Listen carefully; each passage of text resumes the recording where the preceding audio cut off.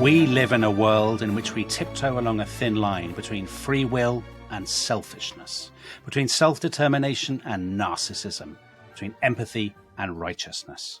Underpinning everything are these crucial questions. Who am I as an individual? And who am I as a member of a group and society? When did we begin to be as selfish as we are today? At what point did we expect to have the right to determine our own lives? When did we think it was our right to take what we wanted? Where did this us, you, me, or our collective behaviour all come from?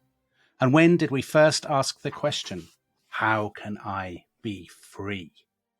So, Tom Holland, these are questions that I imagine you ask yourself all the time. Every day. I leap out of bed asking those questions. They're the questions posed in a preface to a wonderful new book, which we'll come to in just a second. But people often say, don't they, that we live in an age of unparalleled narcissism.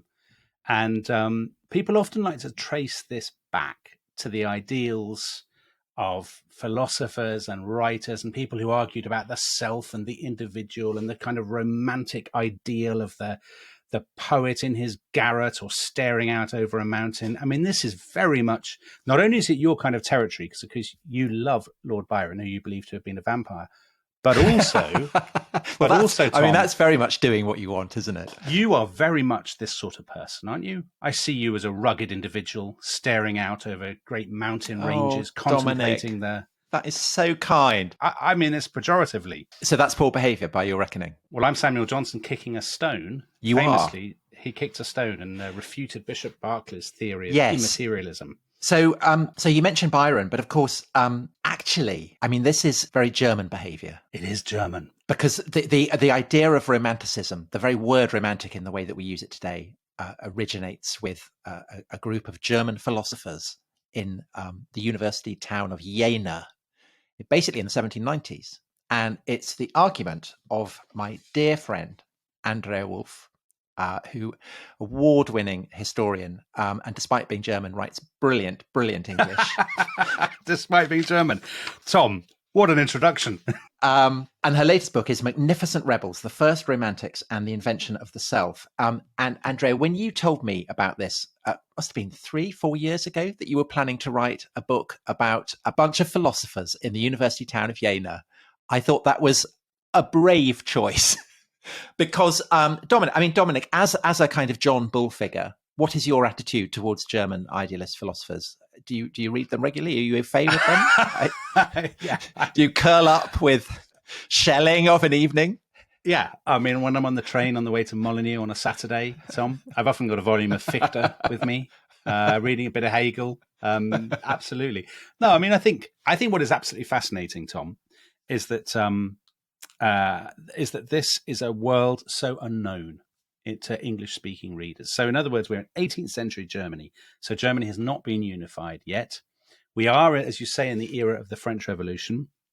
And we are talking about one of the most advanced, most sort of civilized, most enlightened, as it were, parts of Europe. And all these people who, for many years actually in Britain, were seen as absolute paragons and models. Well, and direct influences on the Romantic movement here. Yeah, and have since disappeared, haven't they? I think partly because of the world wars, Tom. They've sort of been airbrushed out. But anyway, tell me about Coleridge. Well, so Coleridge goes to study there and basically plagiarizes vast chunks of philosophy from Schelling in particular, this philosopher, and that has a huge influence on English Romanticism.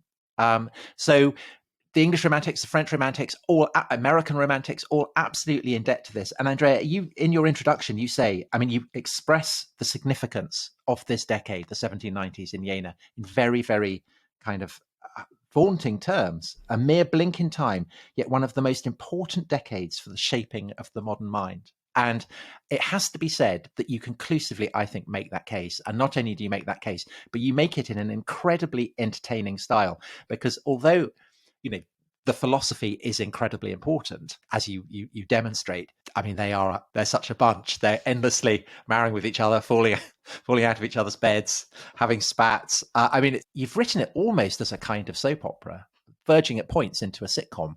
Yeah, well, if the thing is, if you write about philosophy, you need to kind of lighten it up a little bit. And I also think the problem is we see philosophy or philosophers through their works, but obviously they were people. And their philosophy was a philosophy of the self. So they kind of used their own lives as a platform to try this all out. So they became quite egotistical also. So it's a book about big ideas about the beginning of the modern self, but it is also a soap opera with lots of sex and rock and roll and fun, and and because we have thousands and thousands of letters, and these are all poets, so they write really well and really gossipy. So because we have these letters, you can enter the rooms with them, you can enter the bedroom with them. I mean, one of them wrote an erotic autobiographical novel where he basically invites the readers to watch him and his lover make love in quite explicit erotic detail. So they're philosophers, but they're also very flawed human beings. Well, you quote Novalis, who is the kind of the prototype of the doomed romantic poet, great poet who dies young, age of 29, I think. So the prototype for Keats and Shelley and all that kind of thing. And you quote from his diary, in which he is endlessly recording his sexual moods and his wanking and all kinds of stuff, which he frames as lewdness raged from morning into the afternoon. So I know, but then if you go on, there's one where the lewd fantasy in the morning leads to an explosion in the afternoon. Oh my word! Yes. So this is very much a collection of people who are not just doing philosophy. I think. So let's put them, Andrea, in place and in time. So we are at the end of the 18th century, and we are in a place called Jena. There was a Battle of Jena, which we might come to later. But first of all, so where is Jena, and why should we be interested in it? So maybe I should start with Germany, just to explain a little bit where Jena is, because Jena is in Germany. So as you said in your introduction, Germany at the end of the 18th century is not a unified nation. It's a patchwork of 1,500 states, ranging from tiny principalities to big, mighty states like Prussia and Austria. And Jena is in the Duchy of Saxe-Weimar, which is in the middle of it. But the unintended advantage of this fragmentation is that censorship is basically very difficult to enforce in these little states, because every state has a different set of rules. So very unlike centrally ruled countries like England or France. And France, England, Spain have also they're big global monarchies, powerful monarchies with a global reach through their colonies. And in Germany, everything is inward looking and splintered. So the German imagination really is fed by words and by books. And Germans are fanatical readers. So the literacy rates in Germany are much higher than elsewhere. So Saxony and Prussia actually lead the world at the end of the 18th century. There are more universities. I was really startled to read in your, and a little bit embarrassed on behalf of England, I'm afraid to say, that the German book trade was 4 to 5 times larger than that in England, which isn't at all the impression that one would get from, reading about Grub Street in London or something. Yeah, and everybody read in Germany. I mean, you cannot underestimate how many people read in Germany. So, and you have 50 universities compared to 2 universities in England. So ideas and arguments traveled quite easily through the German states. But then the question is, why Jena? So Jena is this small town, 4,500 inhabitants. It's a university town. It's tiny, so it takes like less than 10 minutes to cross. It's headed by a pretty enlightened ruler who encourages a certain degree of openness and frankness. But the real reason why there's more freedom in Jena and why it attracts more liberally minded people than anywhere else in Germany is the governance of the university, which once belonged to Saxony, but through complicated inheritance laws, basically nominally kind of controlled by 4 different Saxon dukes. No one is in charge. So what happens is every writer, every thinker who has, problems with the authorities in their hometowns ends up in Jena.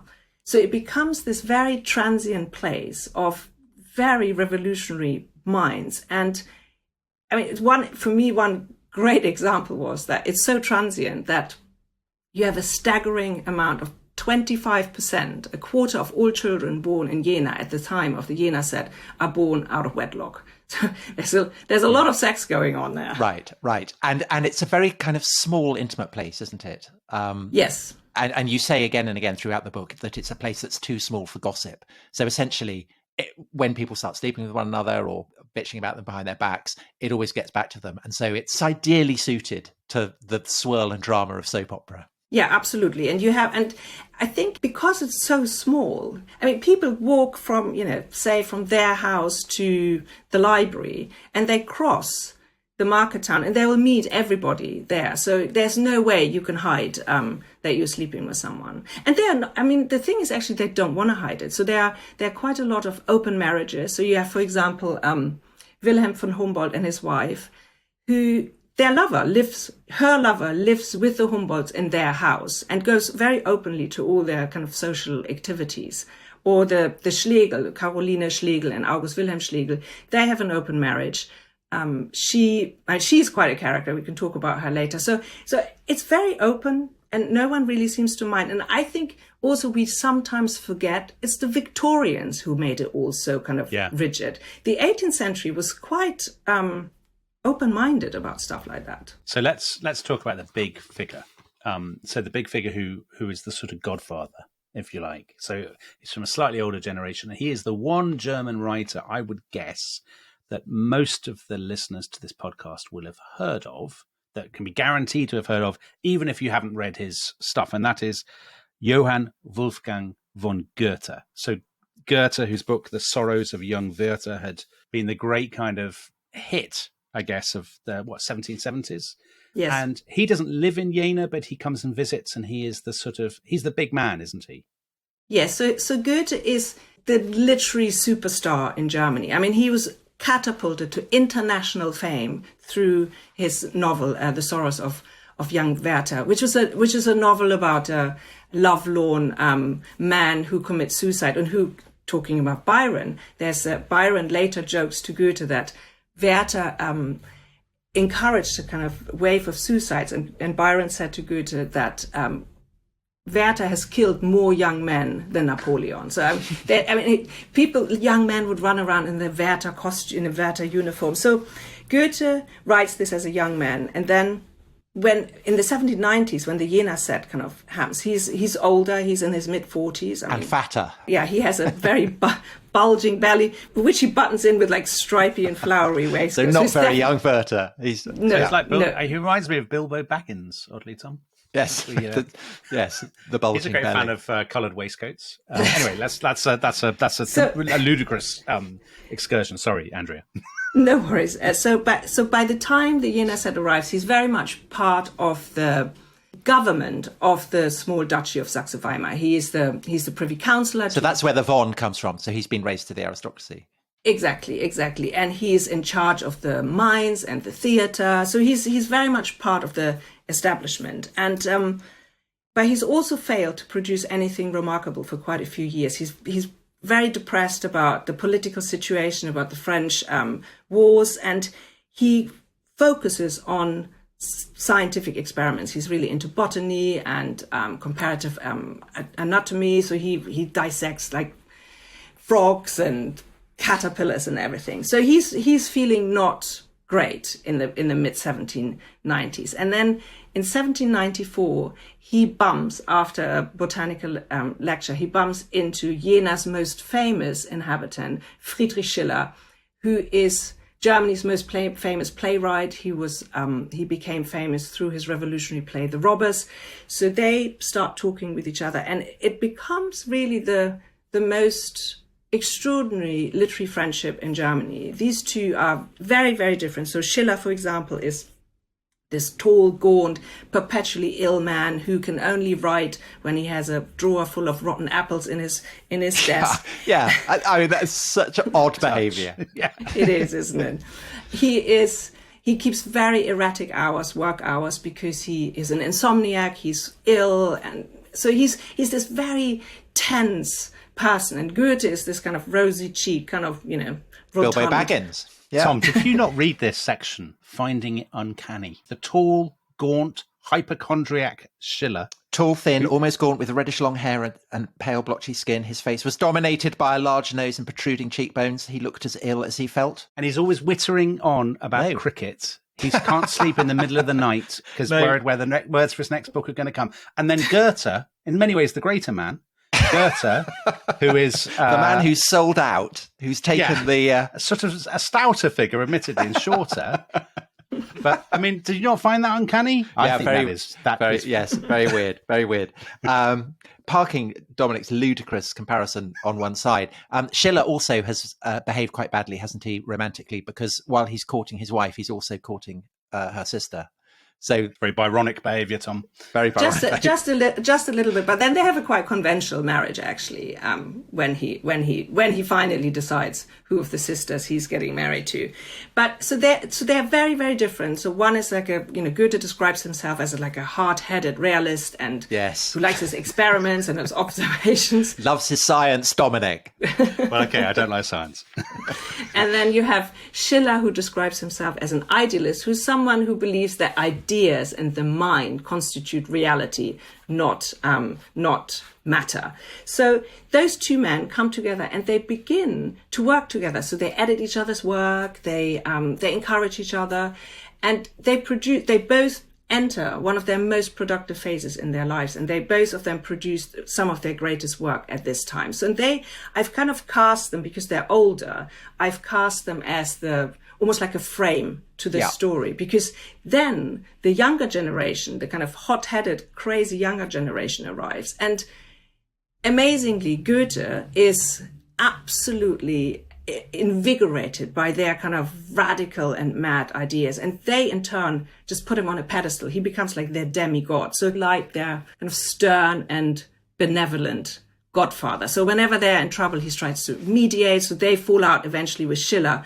And he again and again tries to, keep everybody happy, basically. So there's this sense of youth arriving in Jena, and this kind of old man, 44, not very old in our days, but then old man feels completely rejuvenated and begins, because Weimar is only 15 miles away from Jena, and he begins to spend more and more time in Jena. Sometimes, weeks and months on end. Sometimes he spends more time in Jena than he's actually in Weimar, because he's away from the court, he's away from, his court duties, so he can be free in Jena. It's very, very different to Weimar. And do you think he feels reinvigorated by being surrounded by all these young people having brilliant novel ideas?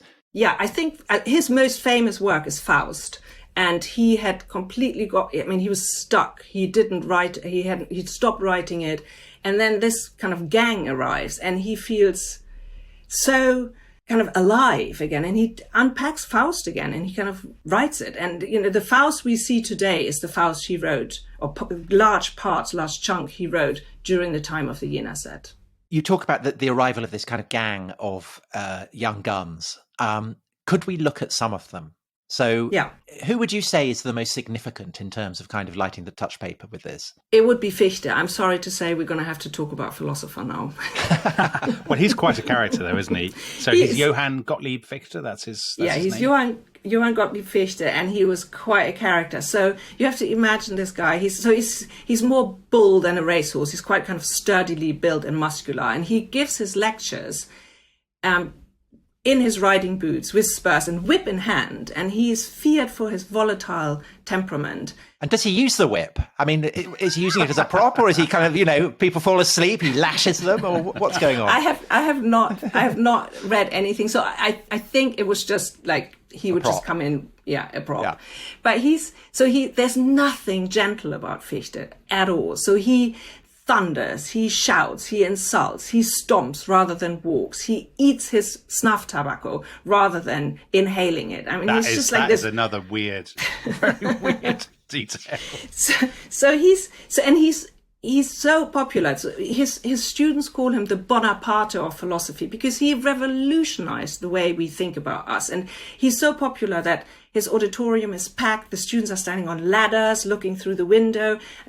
Half of the students of Jena come to his lectures, because what he does is, so at a time when Europe is held, most of Europe is held in the iron fist of absolutism, Fichte imbues the self with the most thrilling of all powers, with free will and self-determination. So that might not sound so exciting for us, because we are so used to kind of seeing the world through the prism of our own self, but it was such a revolutionary idea then. And so he says basically there are no God-given truth. Everything that we know, the only certainty is that the world is experienced through the self. And he says the self posits its own being, which means the self basically brings itself into existence. And not only that, through this initial powerful act, it also brings the external world into existence, at least in our mind. So it doesn't bring the world, it doesn't create the world, but it creates our knowledge of the external world. And that changes everything. That is the beginning of the modern self, because what he does is his idea is as simple as it is radical. It says that the self is the supreme ruler of the world. So the self, not kings or queens or gods, rule this world.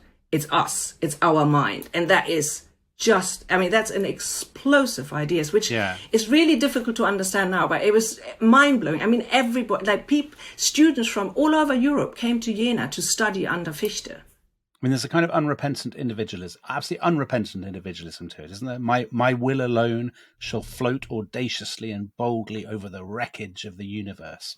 So, I mean, if you were being harsh, is Fichte the kind of father of modern narcissism? Is that am I being too Daily Mail about it?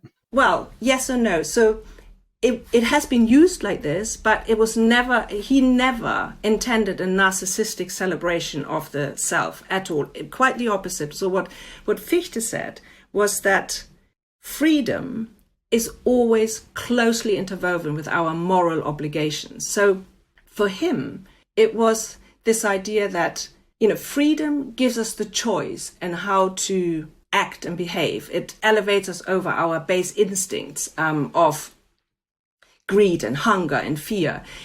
Freedom always comes with its twin, which is moral duty. And there's a great example, very recently in the pandemic about this. So we have, because we have to make this decision, how can I live a meaningful life where I pursue my dreams, which is the, free will, and be morally a good person? So in the pandemic, millions of us gave up their basic rights and freedoms because they believed these draconian rules of not seeing our friends and family, that was for the greater good. But some of us didn't, because they said our personal liberties are more important. And I think it's this balancing act, this tension between the breathtaking possibilities of free will and the pitfalls of selfishness, which is a balancing act which still continue to this day. So, Andrea, it's the ich philosophy, the I philosophy, the me philosophy. I mean, it's inevitably, I would have thought, going to appeal more to extroverts.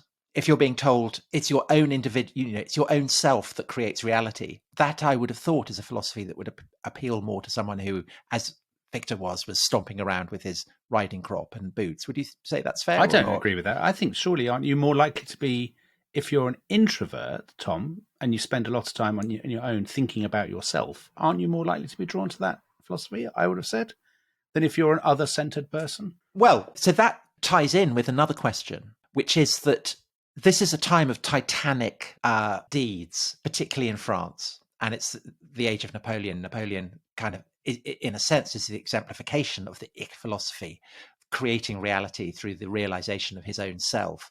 But Germany is fragmented. And at Jena, as you said, the freedom, in a way, is also the index of its impotence.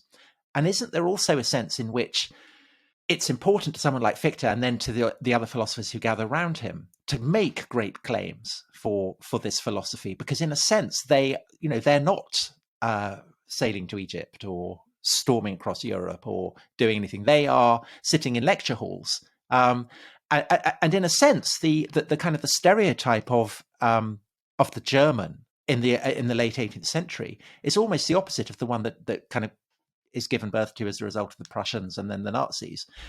That the Germans in the 18th century are dreamers, and in a way, this is an attempt to kind of dignify that dreaming. Couldn't you say that if you were being very, very harsh, very unsympathetic?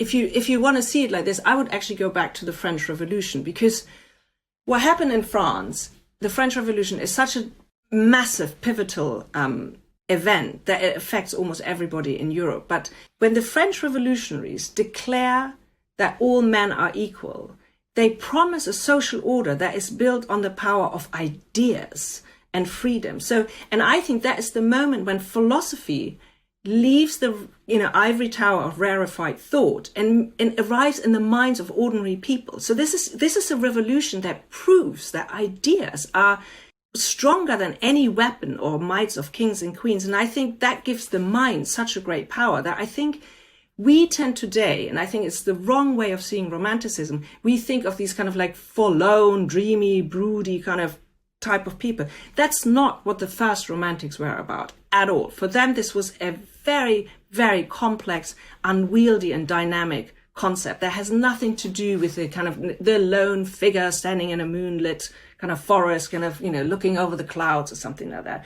This was something where they said romantic poetry is a living organism and it transcended disciplines. And they put poetry in the ancient Greek meaning at its center, which meant productive and creative. So they wanted to romanticize the whole world, and that meant bringing together the arts and the sciences, humankind and nature. So it's something much more complicated. And what they do is they elevate imagination as the highest faculty of the mind. So imagination had been seen, or had been kind of given a subordinate role in philosophy for centuries. It was kind of regarded with suspicion. It kind of like hit it kind of obscured the truth. It was unreliable. Samuel Johnson called it a licentious faculty. And they came along and said, like, no. Like, imagination is how we understand the world. But that didn't mean that they turned against reason. They just added it. So what they said is like, we want to poeticize the sciences. Or Friedrich Schiller said, I want to make Euclid singable. So there's this sense of creating something much bigger. And it's the later romantics who just messed it all up, basically. Okay. Well, Andrea, so you talk about romanticism. I think we should take a break now, and then when we come back, we should look at the man who first coins the word romantic in the sense that we use it today, his wife, his brother, and all kinds of shenanigans. So we will look at that after the break.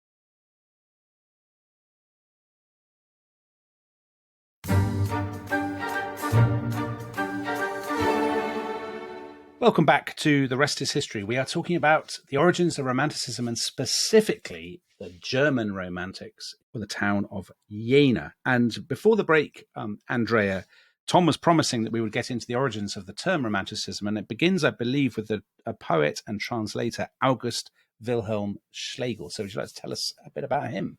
So it's August Wilhelm Schlegel and Friedrich Schlegel. So they're two brothers. One, August Wilhelm Schlegel, was always perfectly dressed and perfectly groomed, a bit pedantic. And his brother was this kind of like crazy hothead who called himself a dictator critic, which is a literary critic with a pen as sharp as the French guillotines. And they set out to attack the literary establishment. And they did that with a literary magazine called the Athenaeum, a magazine which they said they wanted to be of sublime impertinence. So that was like the most important thing. And it is in the pages of the Athenaeum that they first used the term romantic in its new literary meaning. So forget Coleridge and the English Romantics. The first time romantic has been used in this way was actually in Germany. So yeah, we acknowledge that. They launched Romanticism as an international movement. And they were, so that's their kind of like intellectual intention. And August Wilhelm Schlegel was also a brilliant translator who, together with his wife, translated 16 Shakespeare plays, the first German verse translation, which to this day is the standard edition. And amazingly, his published lectures on Shakespeare, which were very much informed by his discussion with his wife, then resurrected Shakespeare in England, believe it or not. Oh, so well, thank you, Germany. William Wordsworth said that a German critic taught us correctly how to think correctly about Shakespeare. So they are actually quite an important bunch of people. Because that's the joke, isn't it? That the German version is very good and the English translation of it isn't bad as well. That's the... Well, I have to say, I mean, I really like, I mean, I live in England and have lived here for almost 30 years. I always read English stuff, but German Shakespeare performances are pretty good. I think I almost prefer them to the English one. Ooh, I'm hanging myself out of the window. That's absolutely fine. So, Andrea, you mentioned Schlegel's wife, who is the co-translator on this, and she is an extraordinary woman. And in a way, she seems to be the beating heart of the soap opera, the sitcom, however you want to frame it. I mean, she's a remarkable figure, isn't she? So just tell her about her.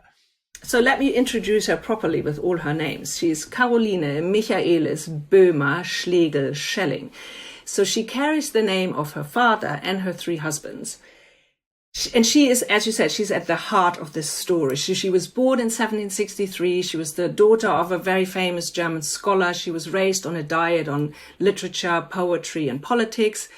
She was beautiful, educated, fiercely independently minded. She married young, was a widow by the age of 24, then hung out with the German revolutionaries, was then imprisoned by the Prussians for being a sympathizer with the French Revolution. And then not only that, in prison, she discovered that she was pregnant after a one-night stand with an 18-year-old French soldier. So quite something at a time when it was scandalous behavior if you were just on your own in the room with a man. Then after her imprisonment, she kind of zigzagged through Germany, was treated as an outcast. And then August Wilhelm Schlegel came along. I mean, men just fell for her. So he was in love with her. He married her, gave her a new name, and with that, a new beginning, and took her to Jena in 1796, where she really became the heart of the Jena set and not the muse. She's not just the muse. She's much more important. Participant. Yeah, so she does the kind of more traditional thing where she creates the physical space for them, where they all meet and work together and party. But she's also a razor sharp critic who dissects poetry and plays and essays with deep, deep knowledge. And her husband and her friends begin to rely on her literary and analytical mind. She is the editor of the Athenaeum, so she takes the role of the editor. She writes reviews under her husband's name. I mean, many, and she translates together with her husband the 16 Shakespeare plays, which of course was never acknowledged. So her name is not on any of these books. Yeah, I just wanted to ask about that. So what are the possibilities for a highly educated, highly intelligent woman in Jena at the end of the 18th century? Does she have to do it all through sort of, as it were, using her husband as a vehicle? I mean, what do people think of such an articulate, emboldened woman? So it was difficult. So most women published either anonymously or under that name of their husbands. There were a few who did not, but I think Caroline chose purposefully not to put her name on there because she was really famous in German for being this revolutionary whore. So it would have been not a good, strategy financially to do that. But Schiller, for example, he had another magazine and he published quite a lot of female writers, but all of them anonymously. So most women would not put their name on there. It changes. There are a few who later do this, but it is, if there is a place in Germany, then it was Jena that you could do that. So Friedrich Schlegel, for example, his lover is the divorced Dorothea Fichte, and she's a writer and she writes a novel, but she also publishes it under the name of her husband. It's a very, very common thing to do. So Friedrich Schlegel, younger brother of August Wilhelm Schlegel, and this is why the sitcom element starts to come in. So inevitably he meets Caroline, and he quite fancies her, doesn't he? Yeah. So he's younger. She really has a thing for younger men. There's a moment when she has an affair with the 12-year-old younger Friedrich Schelling. I'm sorry that everybody's called Friedrich and then at the end. Yeah, it's really confusing. Schlegel, two Schlegels, no, 3 Schlegels. Are there? And then there's Friedrich Schiller and a Schelling. Schiller and a Schelling. Yes, it's very complicated. So Friedrich Schlegel falls in love with Caroline, but then kind of steps back because his brother had first fallen in love with her. So it's all these kind of siblings falling in love with, the same person and stuff. There seems to be a running theme. Well, I would say, so the Schlegel brothers and Caroline and Dorothea Fichte, who's the lover of Friedrich Schlegel, they all live together in one house, and I would really call that the first German commune. That's where it all started, basically. Right. Because they all live together, and Friedrich Schlegel he writes these fragments where he says, how could anyone have anything against like a marriage à quatre? So it's a very, I've not found any letters that indicate that they had like a foursome or something like that. But you have August Wilhelm and Caroline being married in their open marriage. And then a few years in, she falls in love with the 12-year younger Friedrich Schiller. I was going to say, he's not 12 years old. That would be very precocious. He was 12 years younger. Well, Novalis fell in love with a 12-year-old. Well, we'll come to Novalis in a minute. And then August Wilhelm doesn't really mind because he has lovers also. So it's all, very open and very casual. Right. So let's just come to Novalis, who is the archetype of the Romantic poet, because he dies young. He's a friend of Friedrich Schlegel. In fact, he dies. Friedrich Schlegel is by his bedside. And he becomes the archetype of the beautiful angel, all that kind of stuff. But actually, in some ways, he's a more conventional figure than any of these kind of philosophers hanging out in their commune, isn't he? Because he's basically running a load of mines. Yeah, he's the only one who's an aristocrat. So he comes from a privileged background, but the family doesn't have a lot of money. They just have basically their lineage, and so he runs the mines together with his father, the salt mines. So he is the only one actually who has a proper job compared to the others. And he studies in Jena and then in Leipzig, where he meets Friedrich Schlegel. They become like best friends, and then Novalis is pretty obsessed with Fichte's philosophy of the self. Yes, because you say that he wanted to make his body disappear and become spirit alone. So, what exactly does he mean by that? What? No one really knows. But he wants to basically transcend the kind of boundaries between, the body and the mind. Or the lewdness. But what is interesting is, so he falls in love with the 12-year-old Sophie von Kuhn, which kind of makes for slightly uncomfortable reading now. And then she dies after some terrible, surgery when she's 15. And Novalis then takes Fichte's philosophy and gives it his very kind of own twist, because he says, well, if the self can basically create the external world and can control everything, I'm going to kill myself because I want to be reunited with Sophie, but I'm not going to do it with a gun or rope. I'm going to do it with sheer willpower.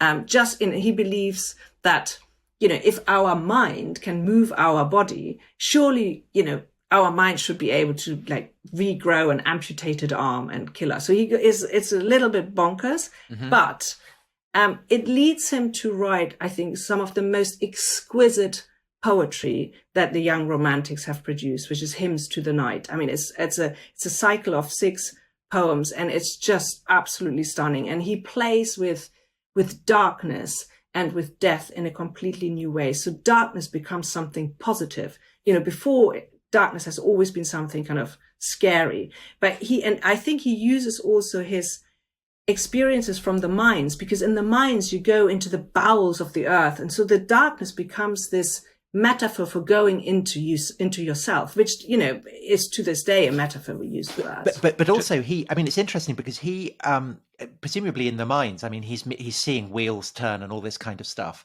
but he has this complaint that nature, basically by Enlightenment philosophy, has been reduced to a monotonous machine, turning the eternally creative music of the universe into the monotonous clatter of a gigantic mill wheel.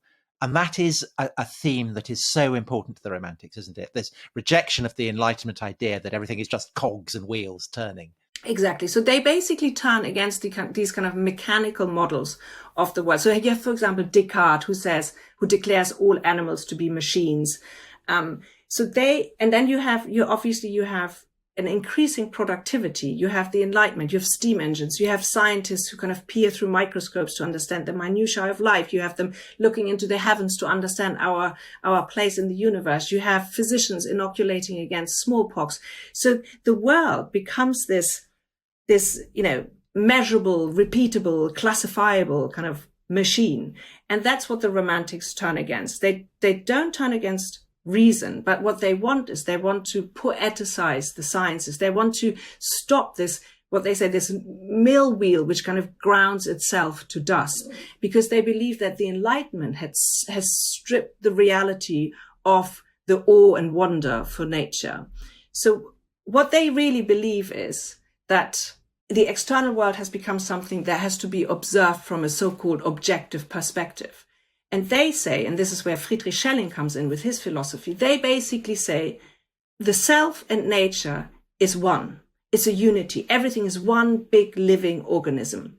So if we are part of nature, if the system of nature and the system of the mind is the same thing, it means that when we walk through nature, when we, walk through a forest or scramble up a mountain, it's always a journey of self-discovery. So this philosophy of oneness, that becomes the heartbeat of Romanticism. That is at the kind of the nexus of everything. And that is what then becomes so important for the English Romantics and for the American Transcendentalists. The irony, though, is that, of course, they're talking all the time about unity, but they are incredibly divided among themselves, aren't they? I mean, you call them the Jena set, but I mean, there's nobody they hate more than one another. Or am I being... Well, imagine this. You have a bunch of rebellious young women and men who live together in a small town, and they have declared their self as the supreme ruler of the world. You're kind of bound to end up with inflated egos, self-absorption and fight. And it's exactly what happens. They end up in what Dorothea Fichte calls a republic of despots. That's what they become. Right. Yeah, but it's also, I mean... The arguments that they have are not merely arguments on the page, are they? So there's a scene in which students are throwing bricks through Fichte's windows because they despise his ideas so much. And Goethe says, this is a very disagreeable way for Fichte to have the existence of a non-ich proven to him. So these are things that people are actually... I mean, maybe physically fighting is too strong an expression, but they are prepared to, at least, if not to take up arms, then to take up bricks about. Yes. So, I mean, in the beginning, they kind of agree, but they're obviously fighting the literary establishment, and the literary establishment hates them. I mean, hates them. They write satires about them. They write really, really savage reviews about them. So, but it's almost like they're just fired up by this. They just love it because... And there's a wonderful quote where August Wilhelm Schlegel kind of says, they hate us, great. They curse us, even better. They call us blasphemers, even more fabulous. So they quite like the fight. But then in the end, they turn against each other. Yeah, it starts to kind of break up, doesn't it? Because Fichte flounces off. I mean, he basically says, back me or I'm leaving. And they refuse to back him. It's the beginning of the breakup is really when Friedrich Schlegel very stupidly writes several savage reviews about Schiller's works, including criticizing Schiller's magazine Horen for having too many translations in there. But his brother himself wrote these translations. So Fichte Schiller in the end just goes like, oh my God, I just can't deal with these guys anymore. And he basically breaks off all contact, and this is really when it starts, because Schiller had originally brought them to Jena. Right. So this is, and then you have Schiller who calls Caroline Madame Lucifer, and Wilhelm von Humboldt's wife calls her a snake, and it just goes on and on and on. And then women tend to be less keen on Caroline than men. Would it be fair to say? That's definitely fair to say, and I think that was because she was never willing to play the kind of demure domestic housewife. She was always like, I'm going to hang out with the man here. I'm not going to hang out. Yeah. One of my favorite bits in the whole book was when, and as you say, they're always kind of flouncing out and having bust-ups and writing negative reviews of each other in magazines and things. And Schlegel announces that he's leaving one of them because, Dominic, it was simply too embarrassing to write alongside so many inferior contributors. Oh, my word, Tom. So there's something perhaps for you to bear in mind. What, with my podcast co-presenter? Are you serious? I was thinking more of your many media entanglements. You're thinking about other media outlets. I am thinking about other media outlets. But what about Schelling when he gets a bad review, suggesting to the editors that the only person who could write a review about his own book is himself? We all think that, though, don't we? I mean, So Schiller has broken up with the kind of younger set. Fichte storms off and has to go off to Berlin.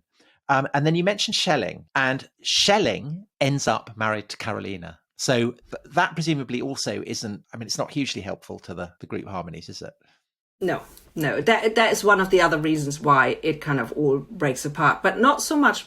Not because of August Wilhelm, who's married to Caroline. It's more because of Friedrich Schlegel, who used to be in love with Caroline, then gave her up for his brother. And then she just, flounces off with the next one. So that's the moment when he, I think, gets so pissed off that he just, all guards go down, and he and Dorothea just write so badly about Caroline, especially Dorothea, actually. Dorothea was, she's not very beautiful. And she's the daughter of Moses Mendelssohn, right?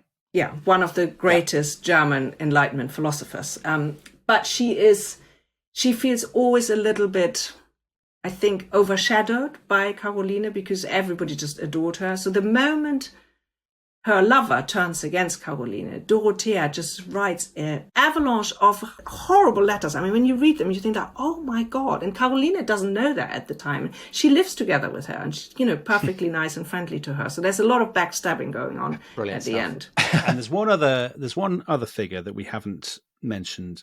Again, I guess a household name, and that is Hegel, the philosopher Hegel. So he's not really part of the set, but he arrives towards the end, doesn't he? When I suppose when they're in their falling out phase and when the glory days are slightly past. So do you see Hegel? I mean, so in many ways that I suppose you could say the ancestor of Marx and of so many kind of modern ideas. Do you see Hegel as part of this world as well? Well, Hegel is basically, he comes in, as you said, quite towards the end, and it's like he's this.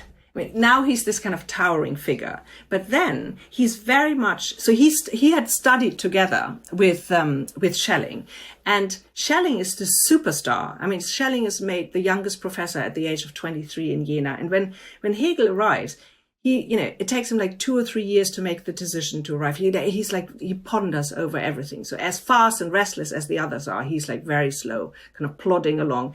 And by the time he finally decides to come to Jena, the kind of whirlwind is kind of always blown out. But he comes to Jena to be with Schelling because, Schelling is the kind of superstar. And then what happens is as he is in Jena, he moves away bit by bit from Schelling. So Schelling leaves in 1803. And after that, Hegel really begins his own journey. And he turns against, in his philosophy, he really turns against all this kind of craziness and kind of a philosophy which loves art and imagination. And he says like, no. And he hates nature, doesn't he? Yeah. He goes to Switzerland and everybody's like in awe of the Alps. And he's like more interested in the technique of Swiss cheese making. But what he says is he basically says, hold on, philosophy is a serious business. So let's strip all that kind of art and imagination out of it again. So he kind of ends it really. And there's this amazing scene, where you sometimes think, facts are just so much better than fiction. You couldn't invent it. So there's the Battle of Jena when Napoleon arrives with his 150,000 French soldiers and they descend onto Jena and they destroy the kind of almighty Prussian army. And on the day before the battle, you have, Hegel with the manuscript of the phenomenology, I can never get this word out, the phenomenology of spirit.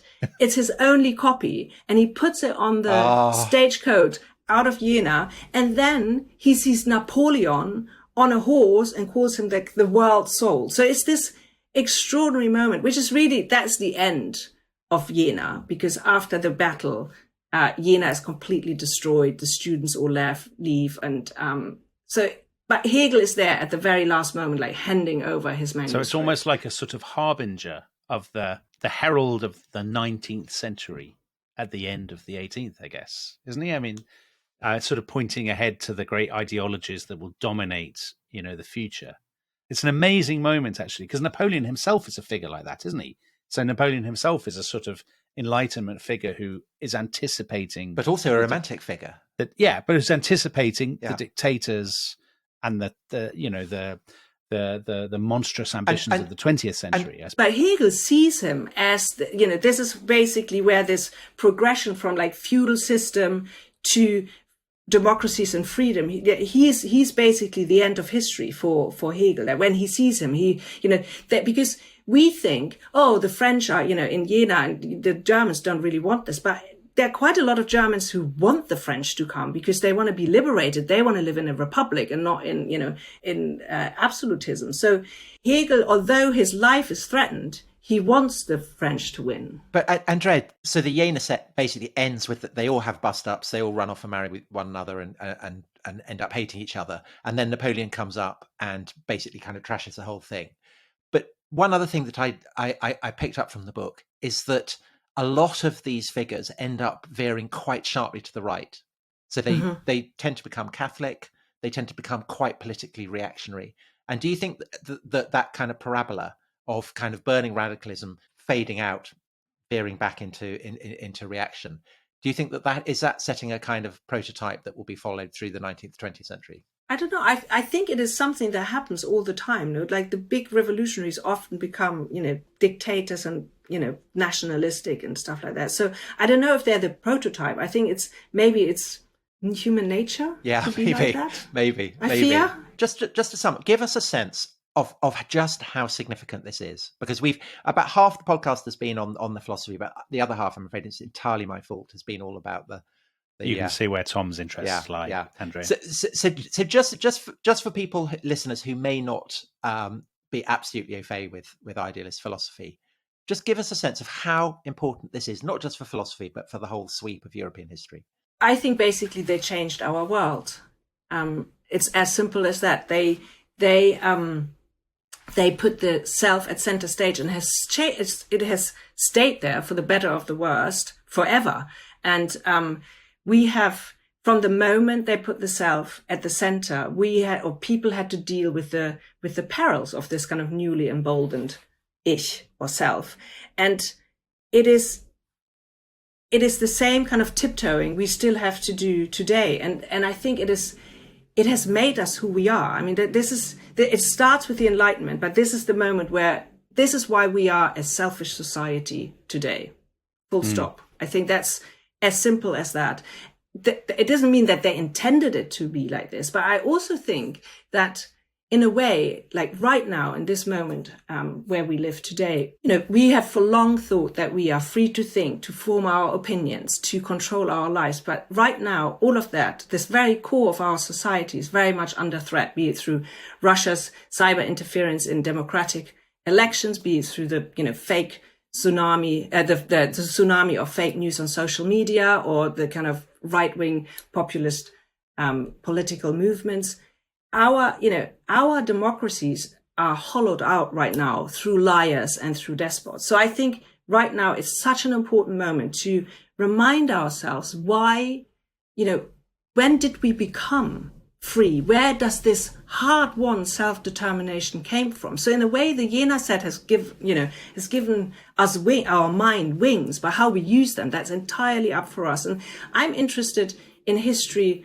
And I mean, you'll probably definitely agree with me. It's not like a dusty old pile of ideas. I'm interested in history because I want to know why we are who we are. So with my Humboldt book, for example, I looked at the relationship between humankind and nature to understand why we're destroying our planet. And with this book, I really wanted to know now, why are we such a selfish society? Where does this come from? Where did it go wrong? And, but also to remind myself that to be selfish in the Jena set meaning is something good. It means that you are trying to make this, to make society a better society. It doesn't mean to be a narcissistic asshole. Well, you definitely won't have people like that on our show. Andrea, thanks so much. Magnificent rebels. This is my very last sentence on this podcast. Yeah, narcissistic assholes. No. If you want more about narcissistic assholes, you can read Andrea's book, Magnificent Rebels, The First Romantics and the Invention of the Self. And they're not just narcissistic assholes, are they? They are not at all. Very much more than that. And it's a fantastically entertaining book. And I completely take back all the reservations that I expressed when you first said that this was what you were writing. It's an absolute triumph. Thank you so much. And thank you, everybody, for listening. Bye-bye. Thank you. Bye-bye. Bye.